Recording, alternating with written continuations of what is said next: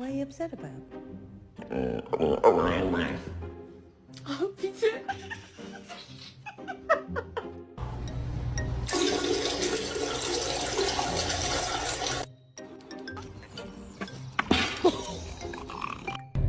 Oh!